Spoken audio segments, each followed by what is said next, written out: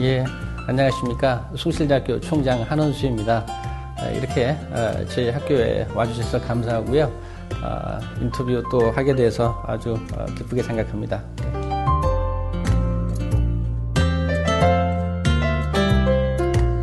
숭실대학은 평양에서 1897년도에 개교가 됐다가 1938년도 41년 만에 일제에 의해서 폐교가 됩니다. 이제 일제가 문화정책의 일환으로 신사참배, 동방유배를 이제 강요하던 시점이고, 그걸 하지 않으면 대학을 이제 문 닫겠다 했을 때, 제 대학 많은 고민 끝에 신사참배를 하느니 차라리 교육을 안 하는 게 낫겠다 싶어서 문을 닫았고, 그런 이제 와중에 54년도에 영락교회에서 제가 재건을 합니다. 그리고 금년이 이제 60주년이 이제 되는 해가 됐습니다. 우리가 60주년을 맞으면서 많은 걸 생각해 봅니다. 우리 평양숭실을 문 닫게 한 일제 잘못된 정책에 대한 어떤 그 용서를 좀 얻어내고 화해를 통해서 새로운 한일 관계를 모색하는 역할이 우리 대학에 참 의미가 있지 않겠나, 이런 생각을 첫 번째 했고요. 두 번째 주제는 저희들이 이제 평양에서 내려온 대학으로서 통일시대를 저희들이 이끌어가야 할 책임이 있다라는 생각을 합니다. 그래서 저희들이 통일시대를 어떻게 열어갈 것인지, 어떻게 준비할 것인지, 그리고 이제 저희들이 평양에서 40년, 또 서울에서 60년을 지났는데, 이제 다음 60년은 우리 대학이 세계 중심으로 이제 도약해 나가야 되지 않겠냐 하는 이 세 가지 주제를 저희들이 좀 정했습니다. 세 가지 주제에 맞는 행사들을 준비하고 있습니다. 저희들이 어떻게 일본이 제대로 역사관을 가지고 과거 식민지 정책뿐만 아니라 현재 진행되고 있는 여러 가지 정책들에 대한 오류, 이런 것들을 수정할 수 있게 할 것인지, 대학 차원에서는 어떤 역할을 하면 한일 관계에 도움이 될 것인지, 이런 부분에 좀 신경을 좀 많이 쓰고 있습니다. 그래서 이번에 특별히 우리 식민지 정책에 대해서 잘못된 것을 인정하고 우리 동북아와 관련된 평화에 노력을 하고 있는 일본 전직 관료를 명예박사를 수여하는 일부터 시작을 좀 합니다. 그리고 내년이 이제 한일 관계가 정상화된 지 50주년이 되는 해여서 내년에는 상징적으로 안익태 기념음악회도 일본에서 개최를 하고 한일 관계가 문화적으로 또 정상적인 사고를 가진 사람들에 의해서 관계가 정상화될 수 있도록 하는 노력을 좀 펼쳐갈 생각을 합니다. 작년에 이제 제가 총장에 취임하면서 우리 대학이 통일시대를 어떻게 이끌어갈 것인가라는 이제 숙제를 제일 먼저 생각을 했고, 우리 대학 학생들부터 통일시대를 준비시켜야 되겠다. 우리 학생들의 통일에 대한 바른 어떤 이해를 할 수 있도록 1학년 전체 교양 필수 과정을 지금 만들었고요. 아마 국내에서는 최초라고 생각을 좀 하고 있고, 그다음에 저희들이 문경에 또 연수원을 이번에 이제 10월에 완공을 합니다. 그래서 그 연수원을 통일 지도자 연수원으로 지금 저희들이 활용하려고 계획을 하고 있습니다. 그래서 전교생을 거기에다가 숙박 5박 6일 프로그램으로 통일과 관련된 리더십, 그들이 앞으로 통일을 어떻게 준비해야 되고 그들이 살아갈 사회를 어떻게 이제 이끌어갈 것인지에 대한 준비, 이런 교육 프로그램들을 준비 중에 있고요. 그리고 저희들이 이제 세계의 중심으로 도약할 인재들을 육성하기 위해서는 이 친구들이 이 세상의 변화, 또 이 지구촌이 어떻게 하면 하나의 평화로운 공동체가 될 것인가에 대한 비전과 꿈을 가질 수 있도록 하는 교육, 이런 부분들에 대한 체계화 작업을 좀 진행을 좀 하고 있습니다. 그래서 이번에 이제 60주년 맞고 하면서 그런 세 가지 주제에 대한 맞게 행사들을 준비하고 있고요. 많은 문화 행사들이 이 세 가지 주제로 진행될 것입니다. 창조 경제, 창조 경영으로 가겠다는 생각을 한 것만으로도 굉장히 큰 방향 제시를 하셨으니까, 이제 그 일을 해낼 수 있는 인재 교육에 힘을 쓰는 게 맞지 않느냐. 어느 날 갑자기 우리가 창조 경제 하겠다고 해서 창조 경제가 되는 게 아니고, 창의적 사고, 창조적 사고, 융복합적 사고를 가진 인재들이 산업의 주역이 됐을 때 그러한 열매가 좀 맺지 않겠냐. 그런 의미에서 대학의 교육이 근본적으로 바뀌어야 되지 않느냐 이런 생각을 좀 합니다. 저희 대학에서는 창의적 교육 방법에 대한 그런 교수님들을 대상으로 한 교육을 이번에 이제 의무화하고 있습니다. 그래서 교수님들부터 이 시대가 필요로 한 교육 방법, 학생들한테 어떻게 하면 창의력을 키울 수 있을지에 대한 교육 방법을 같이 스터디하는 이제 그런 제도를 좀 만들고 있고요. 그 다음에 학생들한테도 뭔가 이 대학에 들어오면 기본적으로 생각하는 방법, 공부하는 방법을 좀 바꿔주기 위한 그런 교육을 저희들이 한번 여러 가지 구상을 좀 하고 있습니다. 저희들이 1학년 교육 과목을, 교과 과정을 학생들이 창의적으로 토론하고 자기 생각을 정리하고 이런 것들을 우리가 교육하는 또 그런 훈련을 좀 시키는 것으로 지금 교양 체계를 좀 변화를 시도하고 있습니다. 그 다음에 지금 보면 뭐 학과의 벽이 너무 높습니다. 그래서 이번에 이제 저희 학교에서 시도하는 건 단과대학 내에서는 벽을 허물자.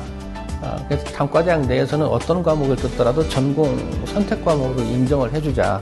관점을 자꾸 다르게 좀 보는 훈련을 시켜주는 것이 결국은 창조 교육이고, 그런 교육을 통해서 아마 창의적 또 창조적 인재가 배출되고 우리나라 경제가 창조 경제가 되지 않겠나 이런 생각을 합니다.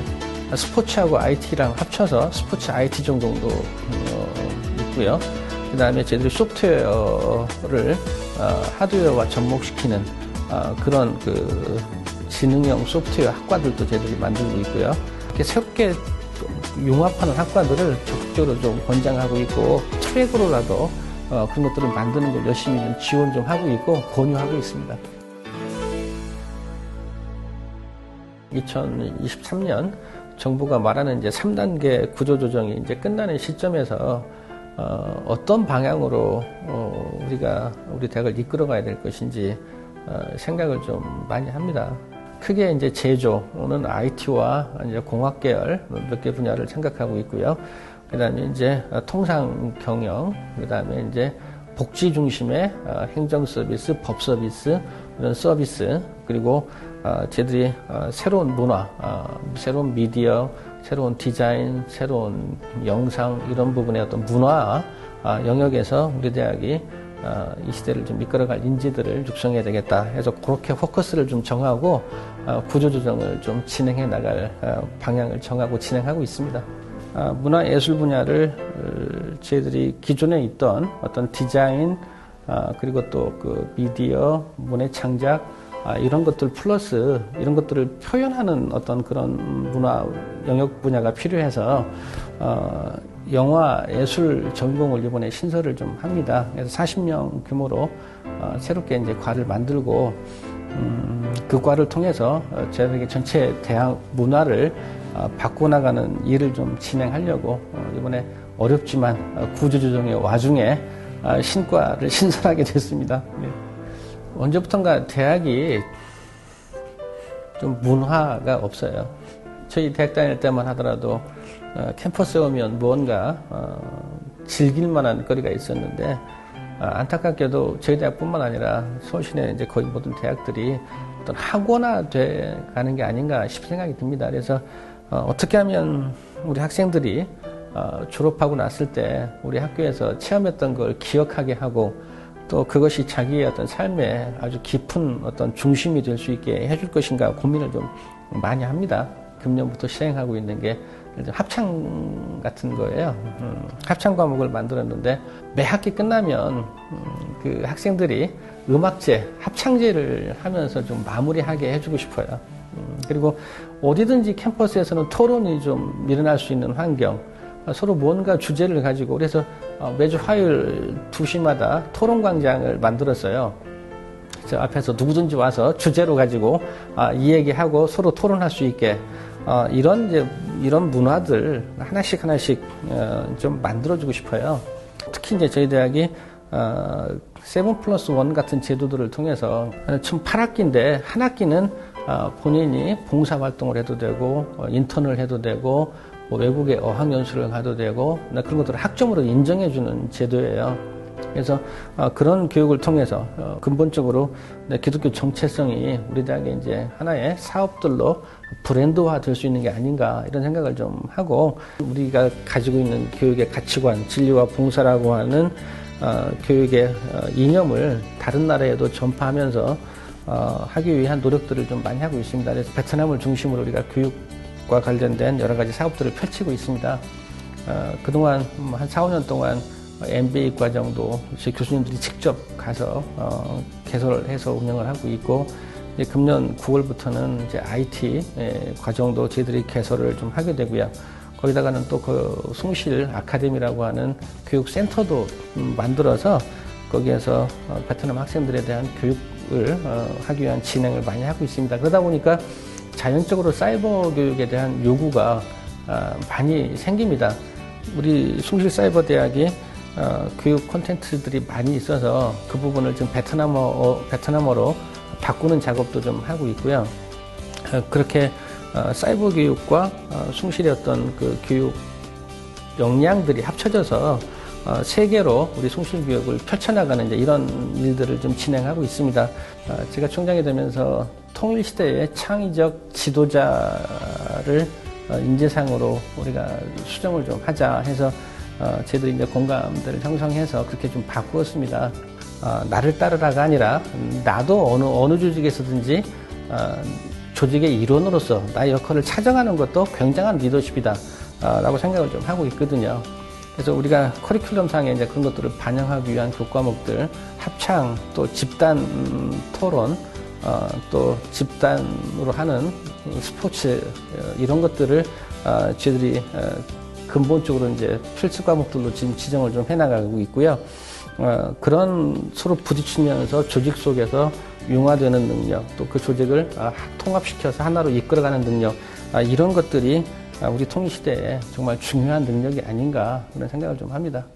아쉬운 것 천지죠. 아쉬운 게 많고 잘했다라는 생각은 별로 드는 게 없고, 특히 각 분야별로 전문가들이 모인 곳이 대학이다 보니까 이런 분들의 의견을 통합해 나가고 방향, 내가 생각하고 있는 방향, 또 우리 대학이 가야 될 방향을 하나로 만들어내는 일, 이런 것들이 제일 어려운 일인 것 같습니다. 같이 이야기하면서 이질적인 요소들을 녹여나가는 훈련을 나부터 하고 있어요. 배우면서 하고 있습니다.